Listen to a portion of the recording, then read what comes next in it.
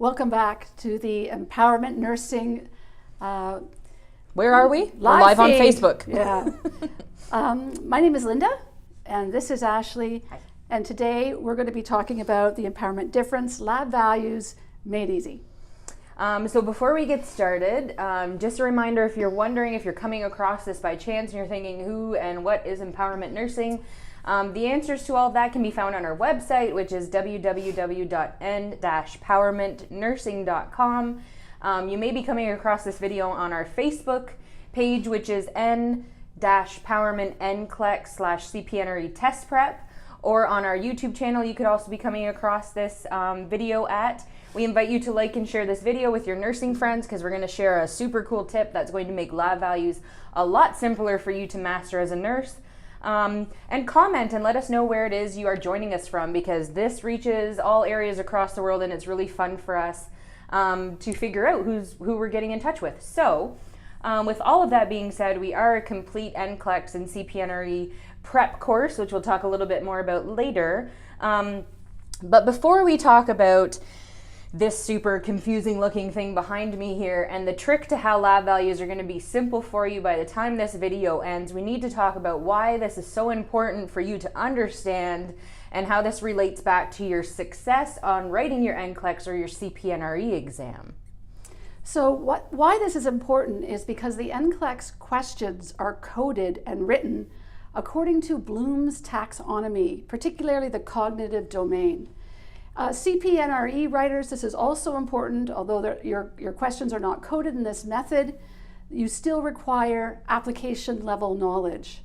And so this is why it's important to understand these higher levels, where we have knowledge followed by comprehension, and then the higher levels of analysis, application, comprehension, and evaluation, synthesis and evaluation.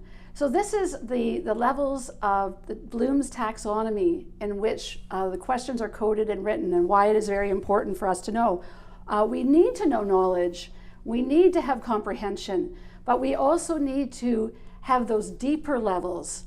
And if you can think of it as an analogy, when you walk into a hotel, for instance, in the basement where the laundry is done, think of that as a knowledge level. When you walk into the lobby, that would be the comprehension level. And if you get into the elevator and go up to the penthouse, those higher levels of learning are the analysis, the application, the synthesis, and the evaluation level. And sometimes we get up to that penthouse and we need to come back down to the lobby. And this is the kind of circular thinking that goes on that is required in critical thinking, which is part of what you need to be able to pass these exams. And so this is why Bloom's taxonomy is so key. Mm-hmm. And so we have kind of an example to demonstrate this concept, because we recognize that theories and concepts are sometimes difficult for you to wrap your head around as an end user, but it's so important because you require being in the basement with the content, and then getting up to the lobby with applying it, and then getting into the penthouse and being able to synthesize it. Commonly, from a student perspective, this can be referred to as those high-level questions. A question we get commonly from students are, what's the difference between a low-level question on the NCLEX or the CPNRE, knowledge-based questions as opposed to high-level questions? So we have an example to demonstrate this for you, and through that example, we're going to make lab values super simple for you with one of our favorite tricks and tips. So here's the example of the question we're going to relate this to demonstrate these different levels of scaffolding that'll get you to this synthesis. So here's the question, listen closely. The patient has a diagnosis of diabetes insipidus. Which of the following lab values would be an expected finding of the nurse? This is an example of a very high level question that requires all of those levels that Linda's referring to in our analogy to get you from the basement to the penthouse, okay? Now, here's why. In order as the nurse to be able to answer this question, we're going to look at the possible options for our answers. So students get questions like this where they're given a disease process and what would be an expected finding, And sometimes that brings on a little bit of anxiety because they recognize, oh no, that's a hard question. It's not just black and white, right? What is diabetes insipidus would be a black and white question, but now we're having to apply this and synthesize this to come to a conclusion. So our available options as answers would be low serum hematocrit with a low serum sodium, high serum sodium with a high specific gravity, high serum hematocrit with a high specific gravity, and a high serum hematocrit with a low specific gravity. So how are you going to figure out what the answer to this question is? I'm going to walk you through that and give you this awesome tip to mastering lab values. So first of all, getting kind of through these levels from the basement to the penthouse, we have to start with that disease process in the stem of the question. So what is diabetes insipidus? So obviously, if you don't study content, you can't get out of the basement. You have to know what that disease process is. Further than that, if you know what diabetes insipidus is, you're going to know that's a disease of not enough antidiuretic hormone. Okay, you recognize that that is the definition of that disease. Further to that, you have to know what would be the expected signs and symptoms or clinical manifestations of your patient. And diabetes insipidus is basically indicated by excessive urinary output, massive amounts of urinary output. So you're also going to have to know that in the pathophysiology and the clinical manifestations of that disease. We're at 2 levels of knowing now, okay? Further to that, you're going to have to go back to chemistry in first year nursing or in grade 12, grade 11 chemistry and apply the principles of dilution and concentration to that urinary output and how they relate to the lab values. What do I mean by that is if you have concentrated orange juice, that's pure orange juice. It's not diluted down with any type of water, right? If that orange juice is too sweet, you might add water to it to decrease the concentration of that. So now we're talking about how the amount of water influences the concentration of something. So as an example, if you're making chicken noodle soup, which I attempted to do once and once only, I put so much soup base in it, it was super salty, so much so that you couldn't even drink it or eat it.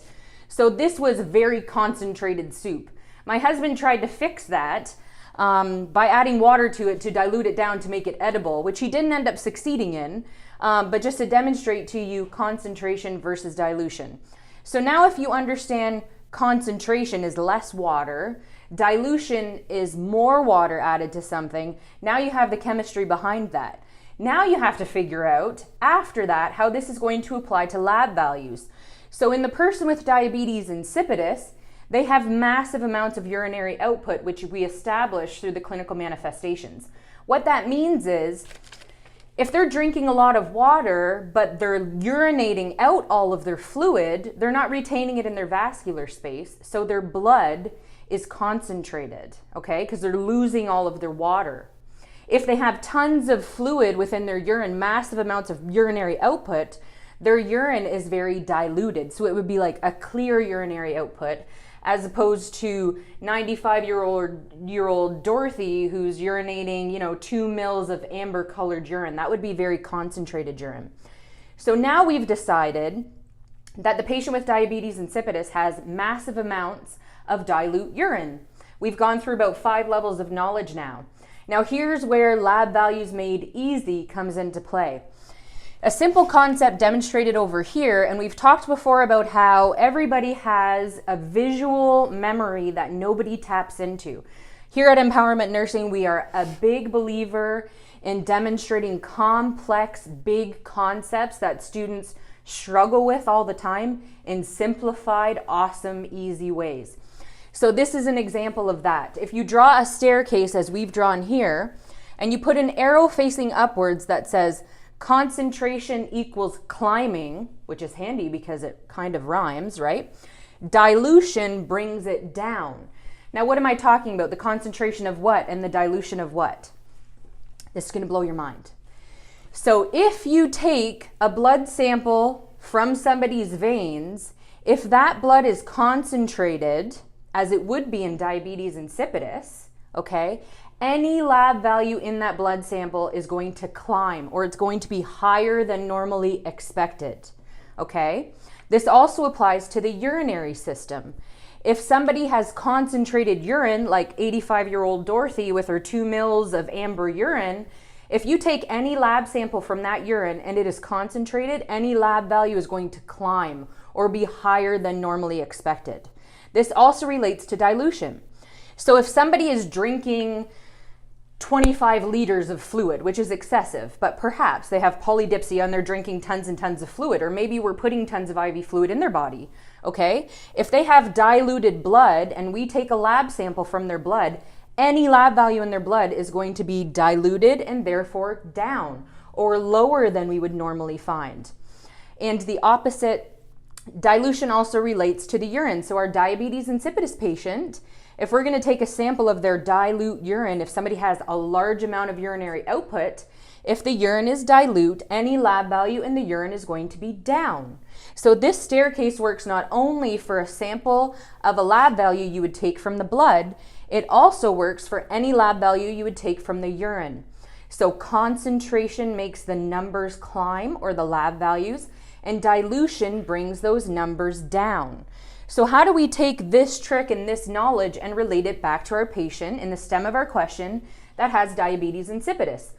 So after we came to the conclusion that this patient is going to have dilute urine because they're losing tons of output as their clinical manifestation, that's going to leave their blood concentrated. So if we come back to our trick here, we can come up with the correct answer. The only correct answer would be D, elevated serum hematocrit and decreased specific gravity. But let me show you how we came to that conclusion and ruled out the others. So the blood is concentrated, the urine is diluted. In option A, decreased serum hematocrit says that the blood is diluted, which it isn't, which makes this question wrong. Decreased serum sodium, that would be wrong because it's concentrated and this number would climb because the blood is concentrated. If we look at B, increased serum sodium, that would be wrong. No, that would be right. Increased serum sodium because the blood is concentrated, the number would climb. But specific gravity, the urine is diluted, so this number would be down. So this one is wrong. If we look at C, increased serum hematocrit, that would be correct. Concentration makes the number climb. And increased specific gravity, that would be incorrect because dilution brings the number down and our urine's diluted.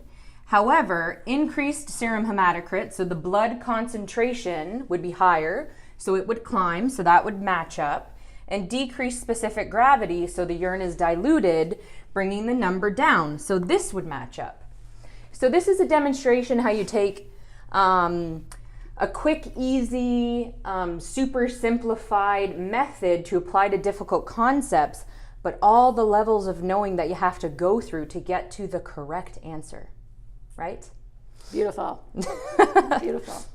And so this is a demonstration of how Bloom's taxonomy, from a knowledge level to a comprehension level to then application, analysis, synthesis, and then evaluation, play into critical thinking and coming back to be able to understand, put all of those together, because you need all of those pieces to get to the correct answer. So the take home from this Facebook Live is not only using this amazing analogy to apply to both lab values of the blood and the urine, not forgetting you take a sample of the blood. If that blood is concentrated, any lab value will climb. If the blood is diluted, any lab value will be down. Also applicable to the urinary output, you take a sample of the urine. If it's concentrated, any lab value will climb. And if it's diluted, any lab value will be down. It's also demonstrative of how much you need to know. If you don't have the content knowledge, you can't get out of the basement in our analogy. So you need all of those things. Luckily, that's what N-Powerment Nursing has achieved. If you want simple tricks like this to make big, broad concepts made super simple, our textbook is full of them. We have programs, complete prep courses for both the NCLEX, the CPNRE, and the NCLEX PN. This is what we do. We take super difficult concepts and we make them simple and easy to understand, thereby enhancing your ability to critically think, apply this to complex questions, and rock your registration exam. Absolutely. And we have these cue cards as well that gets at the knowledge level, because there is a certain amount of content that needs to be memorized, and the best way to do that is through repetitive cue card use. We get through to comprehension and the upper levels of learning with mind maps and these simple concepts made easy to apply at the application analysis and synthesis level. So join us and don't give up. We'll see you next time.